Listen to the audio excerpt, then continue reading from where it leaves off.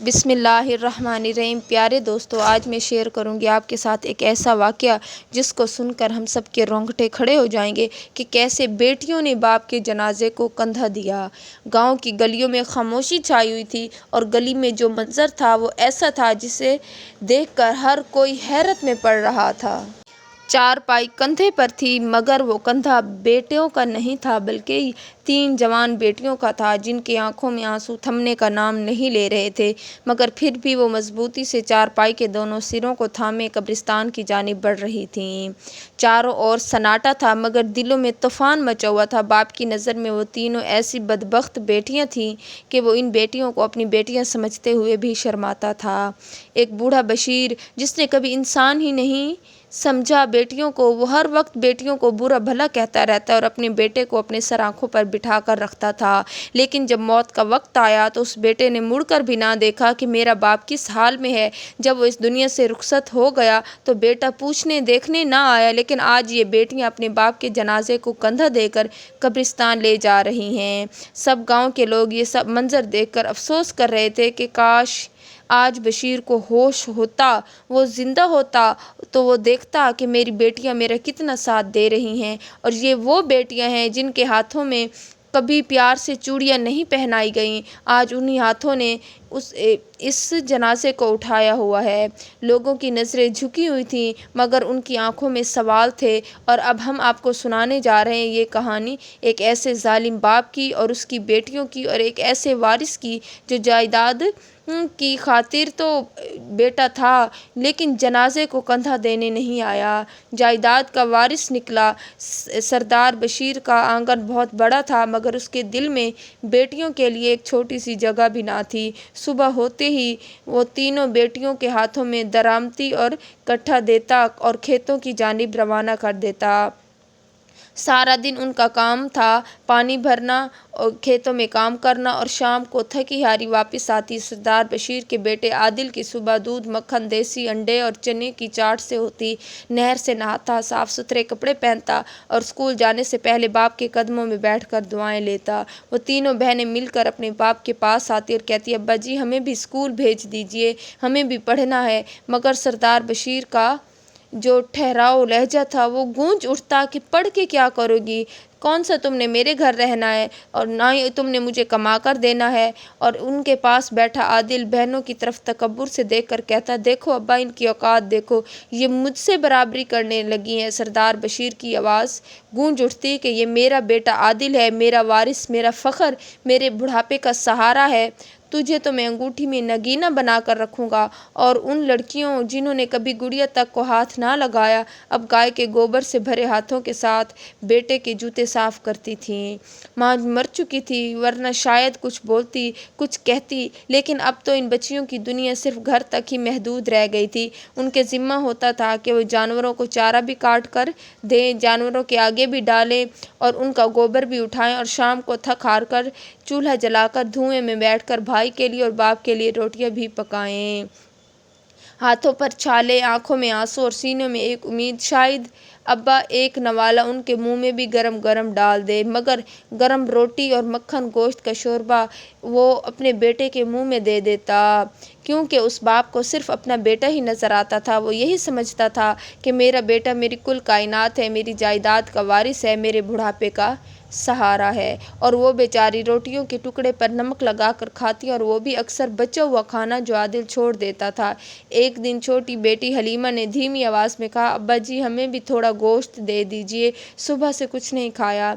बशीर की आंखों में गुस्से की चमक उठी कि तुम लोग गोश्त खाओगी? वो मेरे बेटे आदिल के लिए, मेरे शहजादे के लिए। तुम लोग जानवरों की काम करती हो वहीं खाओ जो जानवर खाते हैं। आदिल हंसी और बोला, अब्बा जी ये तो रोती भी हैं जैसे उनका कोई हक हो। एक रात बारिश हो रही थी। तीनों बहनों के कमरे की छत से बारिश टपक रही थी। आदिल के कमरे में हीटर चल रहा था। कंबल में लिपटा हुआ वो मोबाइल पर वीडियो गेम खेल रहा था और तीनों बहनें एक कोने में बोरियों के नीचे बारिश से भीगी एक दूसरे से लिपट कर काँप रही थी। मगर बाप का दिल फिर भी इन बेटियों के लिए ना पिघला। अपनी बेटियों के लिए ना पिघला। जब रात हुई और अंधेरा छा चुका था, कच्चे घर के अंदर चलती हुई मिट्टी की लाल हिटिया बस इतनी रोशनी दे रही थी कि एक दूसरे के चेहरे धुंधले से नजर आ रहे थे। تینوں بہنیں ایک ہی پرانی چادر میں لپٹی ایک دوسرے کے ساتھ بیٹھی تھیں۔ ان کے سامنے ایک پرانا پیالہ رکھا تھا جس میں بچی ہوئی سوکھی روٹیوں کے ٹکڑے اور پانی تھا۔ زینب جو بڑی بہن تھی کہنے لگی کہ ہماری ماں کہاں گئی؟ اگر آج زندہ ہوتی تو ہمیں کھانا ضرور دیتی، ہمارے پاس سوتی۔ زینب کی آنکھوں سے آنسو گر رہے تھے۔ وہ کہنے لگی امی ہوتی تو ہمیں یوں جانوروں سے بدتر زندگی نہ گزارنی پڑتی۔ وہ ہماری ہنسی سن کر جیتی تھی اور آج ہم رو بھی لیں تو کوئی پوچھتا نہیں۔ بڑی بہن نے ماں کی پرانی چادر نکالی جس سے اب ماں کی خوشبو بھی مٹ چکی تھی۔ چادر کو گلے سے لگا کر رونے لگی، ہاں اگر ہوتی تو ابا کے ظلم سے ہمیں بچاتی، ہماری پیشانی چومتی۔ باہر سردی تھی لیکن اندر دل کی آگ جو تھی وہ گرم تھی۔ اسی پل دور سے عادل کی آواز آئی، شور، ویڈیو اور چٹ پٹی کھانے کی مہک۔ امی کے جانے کے بعد یہ گھر صرف عادل کا ہو گیا ہے، صفیہ نے آنکھیں بند کر کے کہا، اور شاید ہم بس کام کرنے والی باسی ہیں۔ تینوں پہلے دیوار سے لگی ماں کی تصویر کو دیکھتی رہیں اور دھیرے دھیرے روتے روتے سو گئیں۔ صبح کی روشنی نے جب گھر میں قدم رکھا تو عادل ناشتے کی میز پر بیٹھا تھا اور باپ سے اونچی آواز میں بولا، ابا جی یونیورسٹی کے فارم اور اگلے سیمسٹر کی فیس بھرنی ہے، 5 لاکھ روپے چاہیے ورنہ داخلہ رہ جائے گا۔ بشیر نے آنکھوں میں الجھن لی، ادھر ادھر دیکھا۔ گھر میں کوئی زیور نہیں بچا کیونکہ زیور وہ پہلے ہی بیچ چکے تھے، لیکن عادل نے اب پھوٹی کوڑی بھی نہ چھوڑی کہ کیا۔ وہ کہنے لگا، یہ کیا زندگی ہے؟ آپ نے کہا تھا میرا ہر خواب پورا کریں گے، پھر کہا آپ کے پاس تو پھوٹی کوڑی بھی نہیں ہے، اب میرے خواب کیا پورے کر سکیں گے؟ یہ کہہ کر وہ گھر سے باہر نکل گیا۔ اور پھر جب صبح ہوئی تو صفیہ اپنے باپ کے پاس بیٹھی کھانا دے رہی تھی کہ باپ نے اپنی بیٹی کی طرف دیکھ کر کہا، صفیہ میں تمہاری شادی کرنا چاہتا ہوں۔ جب یہ بات صفیہ نے سنی تو وہ شرما گئی اور وہ نہیں جانتی تھی کہ اس کی شادی کس سے ہو رہی ہے۔ پھر اس کے باپ نے بتایا، وہ شہر سے آئیں گے اور یہ ذمہ دار امیر لوگ ہیں، اس آدمی کی بیوی مر چکی ہے لیکن وہ خوشحال ہے، بس تم آج شام کو نکاح کی تیاری کر لینا۔ صفیہ نے کچھ کہنے کے لیے ہونٹ کھولے لیکن آواز گلے میں اٹک گئی۔ چھوٹی بہنیں چیخ پڑیں، نہیں ابا، وہ شخص ہماری آپی سے 2 گنا بڑا ہے، آپی کی عمر کے ساتھ آپ اس کی اتنے بڑے آدمی کے ساتھ شادی کیوں کر رہے ہیں؟ بس زیادہ زبان مت چلاؤ، میں جو کر رہا ہوں ٹھیک کر رہا ہوں۔ عادل چھت پر بیٹھا موبائل چلا رہا تھا، بے پرواہ، جیسے کچھ ہوا ہی نہ ہو۔ شام کو صفیہ کو ایک پرانی ساڑی پہنا کر خوشی سے ڈولی میں بٹھا دیا گیا۔ 2 بہنیں دوڑ کر گلے لگیں، رک رک کر کہتی رہیں کہ باجی تم کیسے رہو گی اس بوڑھے آدمی کے ساتھ؟ یہ تو ہماری باپ کی عمر کا ہے اور ہمارا باپ باپ کہلانے کے لائق نہیں ہے۔ صفیہ نے نم آنکھوں سے مسکرا کر کہا کہ اگر میرے باپ نے مجھے بیچ دیا ہے تو میں اس پر راضی ہوں۔ زینب کی چیخ نکل گئی اور حلیمہ دیوار سے لگ کر گر پڑی۔ دونوں کے چہرے آنسوؤں سے تر تھے لیکن وہ جانتی تھی کہ آنکھوں سے بہنے والے پانی کو صرف بہایا ہی جاتا ہے، مردوں کے خوابوں کو اہمیت دی جاتی ہے۔ وقت اپنی رفتار سے گزرتا رہا۔ عادل نے اپنے تمام تعلیمی مراکز مکمل کر دیے لیکن یہاں اب دیواروں پر تصویریں سجنے لگی تھیں۔ گاؤں میں ہر کوئی بشیر کہنے لگا تھا، وہ ان سے کہتا تھا کہ میرا بیٹا اب پڑھ لکھ گیا ہے۔ وہ اس کی تعریف کروانے لگا، سب کہنے لگے تمہاری تقدیر کھل گئی، لیکن کسی کو یہ نہ پتا تھا کہ اس تقدیر کے بدلے 2 بیٹیوں کو تعلیم اور خواب قربان ہوئے۔ اب عادل کی ایک نئی ضد شروع ہو گئی کہ ایک ماڈل اور امیر گھرانے کی لڑکی کو پسند کرنے لگا تھا۔ ایک دن وہ باپ کے سامنے آ کر بولا، ابا جی بس میں نے فیصلہ کر لیا ہے کہ میں شادی کروں گا تو اسی لڑکی سے کروں گا اور کچھ دنوں میں اس کے ماں باپ آ رہے ہیں رشتہ لے کر، آپ ہر حال میں ہاں کیجیے گا۔ بشیر کے چہرے پر خاموشی چھا گئی۔ عادل، وہ لوگ تو امیر ہیں، لاکھوں مانگیں گے، ان کا اسٹیٹس بہت اونچا ہے، میں یہ سب کہاں سے لا سکتا ہوں؟ عادل نے سخت لہجے میں کہا، مجھے وہی لڑکی چاہیے۔ اور پھر اپنی بہن کی جانب دیکھ کر کہنے لگا کہ تم ایسا کرو کہ اس کی شادی جو ہے وہ میرے ہونے والے سالے سے کروا دو۔ بے شک وہ شادی شدہ ہے لیکن اس کی 5 بچے ہیں اور اس کی بیوی فوت ہو چکی ہے، تو تم ایسا کرو کہ تم اس امیر گھرانے میں اس کی شادی کروا دو۔ اب تو وہ پریشان ہو گئی لیکن اپنے باپ کے چہرے کو چونک کر دیکھ رہی تھی، لیکن عادل نے کندھے اچکاتے ہوئے کہا، ایک کو پہلے بیچ چکے ہو، اب ایک اور بیٹی بھی بیاہ دو، بدلے میں فریج، کار، فرنیچر، سونے کا سیٹ سب کچھ آ جائے گا، میری شادی ہو جائے گی اور تمہاری عزت بھی بچی رہے گی۔ وہ کہنے لگا کہ میں نے سوچ لیا ہے کہ اگر میرا بیٹا چاہتا ہے خوش رہے تو وہ خوش ہی رہے گا، مجھے اس سے کوئی فرق نہیں پڑتا کہ میری بیٹیوں کی شادی کہاں ہو رہی ہے۔ اب تو حلیمہ کو اب اس کے باپ نے اپنے سامنے بٹھا کر اعلان کر دیا کہ تیری میں جلد شادی کر رہا ہوں ایک اچھے آدمی سے۔ زینب نے بے تحاشا چیخ ماری کہ ابا جان کیوں ایک اور سودا کرنے جا رہے ہو؟ بشیر بولا کہ تم لوگوں کی وجہ سے میرا بیٹا پریشان ہے، اگر تم لوگ اس کی راہ میں رکاوٹ بنی تو میں وہ رکاوٹ ختم کر دوں گا۔ اسے معلوم تھا کہ یہ اس کی جو بیٹیاں ہیں وہ صرف بیٹی ہونے کی سزا حاصل کر رہی ہیں۔ اتنے میں عادل نے اپنے باپ کو فون کیا کہ ابا جی میری اس لڑکی سے شادی ہو چکی ہے، میں نے خود بندوبست کر لیا ہے، باقی سب آپ مجھ پر چھوڑ دیں۔ وہ لڑکی عادل نے شرماتے ہوئے بتایا کہ نہیں، وہ تو بہت زیادہ مانگ رہے ہیں کہ ہمیں کچھ نہ کچھ دو، لیکن میں نے صرف یہی شرط رکھی ہے کہ بس اس لڑکی کے بھائی کی شادی ہماری بہن سے کرنی ہوگی۔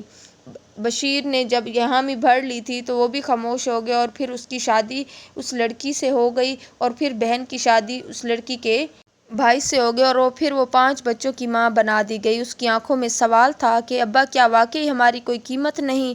ہم صرف تیرے بیٹے کی خواہش پوری کرنے کا ذریعہ ہیں۔ وہ آنکھوں میں آنسو لیے بھائی کی بارات کو دیکھتی رہ گئی۔ جہاں کہیں بھی دیکھتی روشنی تھی، گاڑیاں تھیں، مگر اس کے حصے میں بس صرف خاموشی اور اندھیرا۔ قربانی آئی جو کبھی اپنی بہنوں کو نکما کہتا تھا، اب اپنی بیوی کا غلام بن چکا تھا۔ وہ بیوی جو ہر وقت ناک چڑھائے رکھتی، اگر عدیل اس کے اشارے پر لبیک کہا کرتا تھا۔ جی بیگم، جو کہو گی وہی ہوگا، ابا کو چھوڑ دو، بہنوں کو بھول جاؤ، بس تم ہو، تمہاری خوشی ہو۔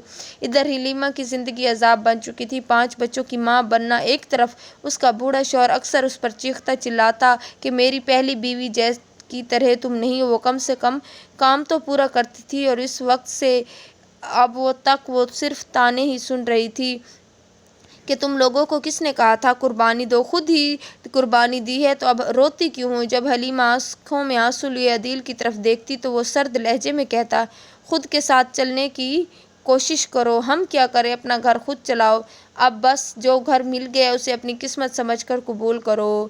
اب باقی گھر میں موجود زینب خاموش، بس دیواروں کی طرح اس سارے ظلم کو دیکھ رہی تھی۔ کبھی پیڑ کی چھاؤں میں بیٹھ کر اپنی ماں کو یاد کرتی کہ امی اگر آپ زندہ ہوتی تو شاید ہم یوں نہ رہتے، کوئی ہماری عزت سے نہ کھیلتا، مگر ایسے ہی وقت گزرتا رہا۔ اب عدیل کی بیوی جو شادی کے شروع میں میٹھی باتیں کر کے سب کو اپنی طرف کر رہی تھی، اب اپنے اصلی رنگ میں آ چکی تھی۔ بھابھی کی آنکھیں لہجے میں زہر اور آنکھوں میں نفرت تھی۔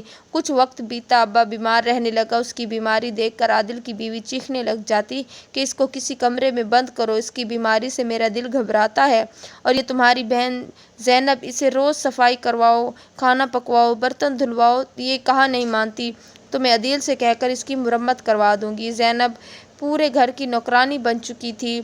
وہ گھر کی نوکرانی اس طرح بنی کہ ذرا بھی دیر کرتی بھابھی کوئی نہ کوئی الزام لگا کر بھائی سے پٹواتی کہ یہ میری چیزیں چراتی ہے، جب کام کا بولوں تو آنکھیں دکھاتی۔ عدیل جو پہلے ہی بہنوں کا دشمن تھا، اب بیوی کے اشاروں پر چلنے والا غلام بن چکا تھا۔ زینب تمیز سے رہا کرو، بھابھی کی عزت کرنا سیکھو، ورنہ مجھ سے مار کھاؤ گی۔ عدیل کا باپ اب بہو کی حرکتیں دیکھ کر ہکا بکا رہ گیا۔ وہ دن رات روتا رہتا اور اسی غم میں بیمار ہو گیا تھا۔ ایک دن وہ بستر پر گر پڑا، بیماری نے اسے جکڑ لیا، لیکن نہ بیٹے کو فکر ہوئی، نہ بہو نے پانی کا گلاس پکڑایا۔ بس ایک آواز آئی، زینب سنبھالو اپنے باپ کو، اب یہ تمہاری ذمہ داری ہے، ہماری زندگی میں یہ بوجھ نہیں چاہیے ہمیں۔ کدھر زینب خاموش بیٹھی تھی، مگر اس کے آنسو چیخ چیخ کر کہہ رہے تھے کہ ہم بیٹیوں کو تو جب بوجھ سمجھا گیا، آج وہی بیٹی کام آ رہی ہے۔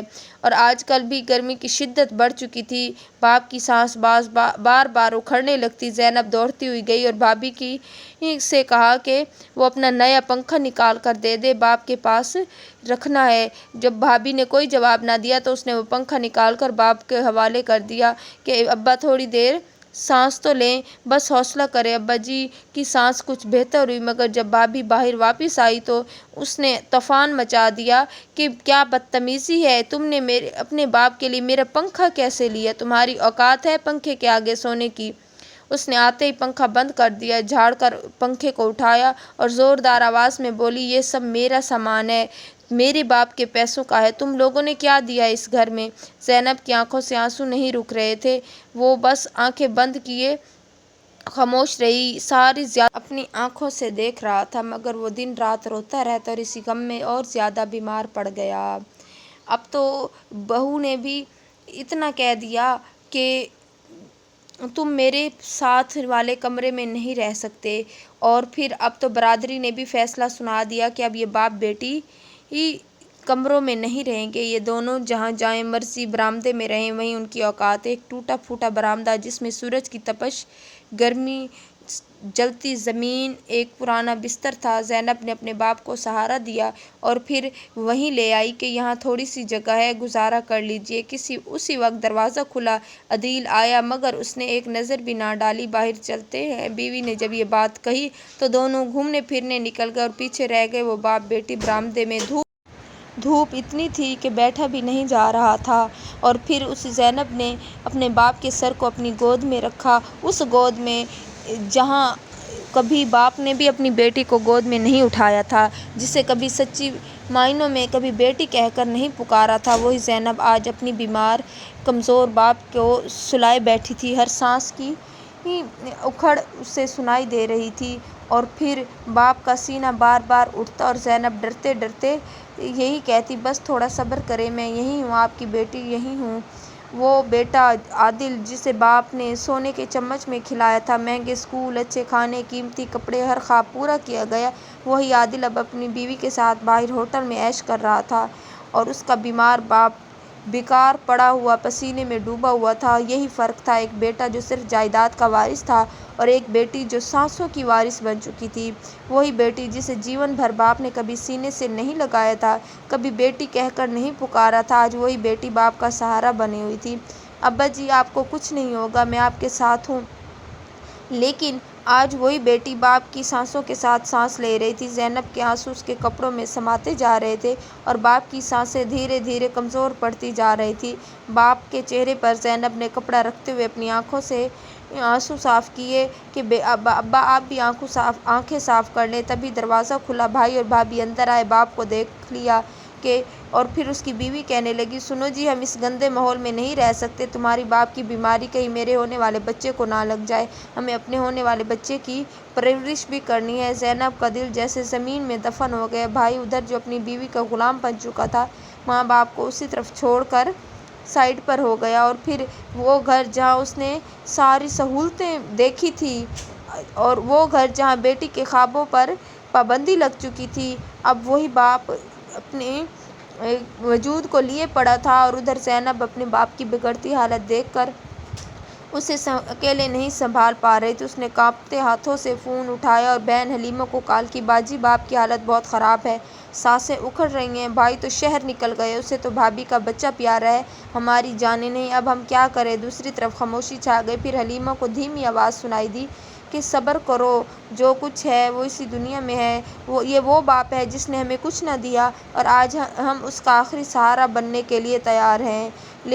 اسی پل حلیمہ کو ایک سکون محسوس ہوا، فون بند کرتے ہوئے خود کو سنبھال نہ سکی، دل جیسے کسی نے نچوڑ لیا کہ میرا باپ چاہے جیسا بھی تھا لیکن تھا تو میرا باپ، وہ ایک پھر اس نے چادر اٹھائی اور اپنی بہن کے گھر روانہ ہو گئی اور اپنے جا کر بھائی کی بے حسی کی کہانی سنائی اور باپ کی حالت کے بارے میں بتایا تو اس بہن نے کہا کہ صبر کرو، ہم اپنے باپ کی سانسوں کی وارث ہیں، جبکہ جائیداد کا جو وارث تھا وہ تو شہر نکل گیا ہے، اب ہم اپنے باپ کا خیال رکھیں گی۔ اور پہلی بار زندگی میں باپ کی آنکھوں سے پچھتاوے کے آنسو بہہ نکلے کہ تم لوگ کیوں میرا اتنا خیال کر رہی ہو، میں نے تو تمہیں کبھی بات کرنے کا موقع ہی نہیں دیا، تمہارے ہاتھوں میں جن میں کتابیں ہونی چاہیے تھیں لیکن میں نے تمہارے ہاتھوں میں جھاڑو پکڑا دیا، اب میں نے تمہارا سودا کر کے تمہیں بیچ دیا اور بیٹے کو اچھا خیال کیا لیکن وہ بیٹا تو میرا دشمن نکلا۔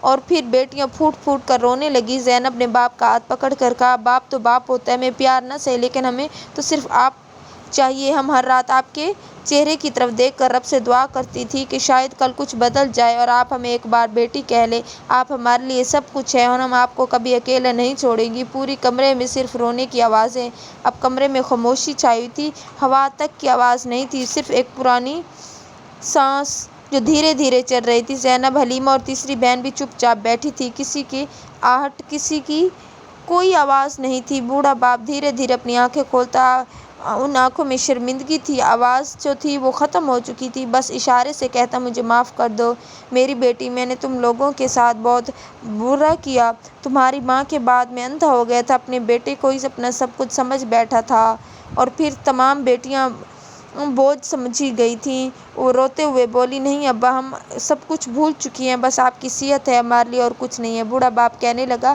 اب میرا وقت آ گیا ہے تو میرا جنازہ میرے بیٹے کو مت دینا، میرا جنازہ تم تینوں اٹھانا، تاکہ دنیا کو پتہ چلے کہ بیٹیاں جنازے کی چارپائی بھی اٹھا سکتی ہیں اور باپ کے جنازے کو کندھا بھی دے سکتی ہیں، تاکہ دنیا کو پتہ چلے کہ صرف بیٹے ہی سب کچھ نہیں ہوتے۔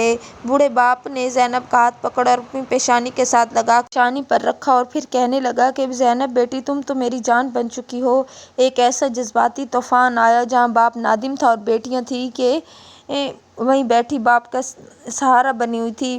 کمرے میں مکمل خاموشی تھی، صرف باپ کی اکھڑتی سانسیں تھیں جن کی ہلکی ہلکی آواز آ رہی تھی۔ اب حالات یہ دیکھے تو تینوں بہنیں اپنے باپ کو باری باری پانی پلانے لگیں۔ زینب، حلیمہ اور اس کی چھوٹی بہن ایک ایک کر کے اسے پانی پلا رہی تھیں، ماتھے پر ٹھنڈے پانی کی پٹیاں رکھ رہی تھیں۔ باپ نے کانپتے ہوئے ہونٹوں سے کہا، بیٹیوں، آج مجھے لگتا ہے کہ میں واقعی غلط تھا، آج میں سب کچھ سمجھ گیا ہوں۔ وہ بیٹا جسے میں نے سب کچھ سمجھا، آج تو وہ میرے پاس نہیں ہے اور تم لوگ میرے پاس اپنی زندگی مجھ پر لٹانے کے لیے تیار بیٹھی ہو۔ تو وہ کہنے لگی کہ آپ ہماری دنیا ہیں، آپ ہمارا سہارا ہیں۔ تینوں بہنیں مل کر رونے لگیں کہ آج اس حال میں ہمارا باپ ہے، لیکن ہمارے بھائی کو کوئی پتہ ہی نہیں اور نہ ہی ہماری بھابھی ہمارے بھائی کو یہاں آنے دے گی۔ اچانک زینب کے باپ کی آواز کم کم سنائی دینے لگی کہ اگر میں مر جاؤں تو میرے جنازے کو تم تینوں نے مل کر کندھا دینا ہے۔ زینب یہ سن کر رونے لگی، نہیں ابا جان، آپ کی لمبی زندگی ہو، آپ کے علاوہ اس دنیا میں ہمارا کوئی نہیں ہے۔ لیکن باپ اس بات کو کہنے کے بعد خاموش ہو گئے۔ اس کے چہرے سے ایسا لگ رہا تھا جیسے وہ کچھ کہنا چاہتا تھا، وہ کہہ چکا اور بوڑھے باپ کا وجود اب ہلکا ہو چکا۔ شام ڈھلتے ہی زینب کا باپ اس دنیا سے رخصت ہو گیا۔ وہ زور زور سے رونے لگی۔ ان کے رونے کی آواز سن کر محلے کے سب لوگ جمع ہو گئے، لیکن زینب کے بھائی کا کہیں اتا پتہ نہیں تھا۔ زینب نے اپنے بھائی کو فون کر کے بتایا کہ اب ہمارا باپ ہم میں نہیں رہا، تو وہ کہنے لگا، میرے پاس ابھی ٹائم نہیں ہے، میں کوشش کر کے ٹائم پر آ جاؤں گا۔ لیکن وہ ٹائم پر نہ آیا۔ تینوں بہنوں نے مل کر اپنے باپ کے جنازے کو کندھا دیا اور قبرستان لے گئے۔ مولوی صاحب نے جب یہ سب دیکھا تو حیران رہ گیا کہ میں نے اپنی پوری زندگی میں ایسی بیٹیاں پہلی دفعہ دیکھی ہیں جو اپنے باپ کے جنازے کو کندھا دے رہی ہیں۔ بیٹا موجود ہونے کے باوجود اپنے باپ کی میت کو کندھا دینے نہیں آیا۔ جب باپ کو دفن کر دیا گیا تو اس وقت زینب کا بھائی وہاں پہنچا، گاڑی سے اتر کر قبرستان داخل ہوا۔ پورے محلے کے لوگ دیکھ کر پریشان ہو رہے تھے کہ کیسا باپ ہے جس نے اپنے بیٹے کو ایسی تربیت دی، جس نے اپنے باپ کی میت کو کندھا بھی نہ دیا اور نہ ہی اپنے باپ کی میت کا آخری دیدار کیا۔ لیکن بیٹا آیا تو صرف مکان کے لیے، وصیت پوری کرنے کے لیے کہ میرے باپ کی جو وصیت یہی تھی کہ پورا مکان میرے نام کیا جائے گا۔ اب جو کچھ میرے باپ کے پاس جمع پونجی ہوگی وہ میرے نام کی ہوگی، کیونکہ میں ان کا بیٹا تھا اور یہ جو بیٹیاں تھیں یہ تو ان کو پسند ہی نہ تھی۔ ان کے پاس ایک وکیل بھی تھا جس نے وصیت پڑھ کر سنائی کہ اس کے باپ کی وصیت یہ تھی کہ جو کوئی میری قبر پر جوتے مارے گا، پورا مکان میری اس اولاد کے نام کیا جائے گا۔ جب یہ وصیت بہنوں نے سنی تو وہ تینوں رونے لگ گئیں۔ عادل کی بیوی اپنے شوہر کو کہنے لگی، عادل کیا ہے، قبر پر ایک جوتا ہی تو مارنا ہے۔ عادل نے مضبوطی سے اپنے پاؤں میں جوتا ڈالا اور زور سے ایک پاؤں قبر پر مارا۔ دوسرا مارنے ہی والا تھا کہ آسمان پر کالے بادل نظر آنے لگے اور ایک دم عادل کا جسم کانپنے لگا، وہ زمین پر گر گیا، وہیں دم توڑ گیا۔ اس کے دم نکلتے جسم اکڑنے لگا اور یہ سب کچھ دیکھ کر بہنیں رونے لگیں کہ وہ یہ بھی سزا ہے جو تم دنیا میں اپنے باپ کو دیتے تھے۔ کہتے ہیں نا کہ بیٹے جو ہوتے ہیں وہ جائیداد کے وارث ہوتے ہیں اور جو بیٹیاں ہوتی ہیں وہ میت کی وارث ہوتی ہیں۔